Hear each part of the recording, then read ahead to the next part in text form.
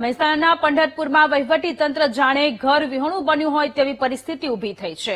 સરકારી કચેરીઓ જે જમીન પર છે એ જમીન પર વારસાઈ હક દર્શાવાયો છે। મહત્વનું છે કે 110 વર્ષ પહેલા ગાયકવાડ સરકારે ગામના મુખીને ગામની સ્થાપના કરવા માટે જમીનની ભેટ આપી હતી। જો કે મુખીના 4 થી 5મી પેઢીના વારસદારોએ ગામતળની જમીન પર માલિકી હક દર્શાવ્યો છે।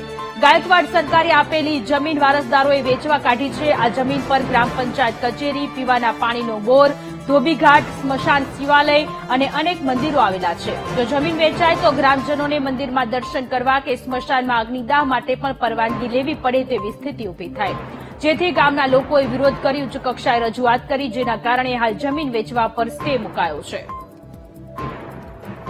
તો મહેસાણાના પંઢરપુરની આ ઘટના છે કે જ્યાં વહીવટી તંત્ર જાણે ઘર વિહોણું બન્યું હોય તેવી સ્થિતિ, કારણ કે સરકારી કચેરીઓ જે જમીન ઉપર છે તે જમીન પર વારસાઈ હક દર્શાવવામાં આવ્યો છે।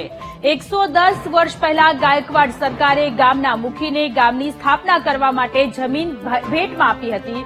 જો કે મુખીની જે 4 થી 5મી પેઢીના વારસદારો છે તેઓએ એ જમીન પર, એ ગામતળની જમીન પર પોતાનો હક દર્શાવ્યો છે અને જમીન વેચવા માટે કાઢી છે। ગાયકવાડ સરકારે આપેલી જમીન વારસદારોએ વેચવા માટે કાઢી છે। આ જમીન પર ગ્રામ પંચાયત કચેરી, પીવાના પાણીનો બોર, ધોબીઘાટ, સ્મશાન, શિવાલય અને અનેક મંદિરો આવેલા છે। જો આ જમીન વેચાઈ જશે તો ગ્રામજનોને મંદિરમાં દર્શન કરવા જવું હશે તો પણ પરવાનગી લેવી પડશે, સ્મશાનમાં અગ્નિદાહ માટે પણ પરવાનગી લેવી પડશે, જેથી કરીને ગામના લોકોએ વિરોધ કર્યો, ઉચ્ચ કક્ષાએ રજૂઆત કરી અને જેના કારણે હાલ જમીન વેચવા પર સ્ટે મૂકવામાં આવ્યો છે। આખો મામલો હાઈકોર્ટે પહોંચી ચૂક્યો છે।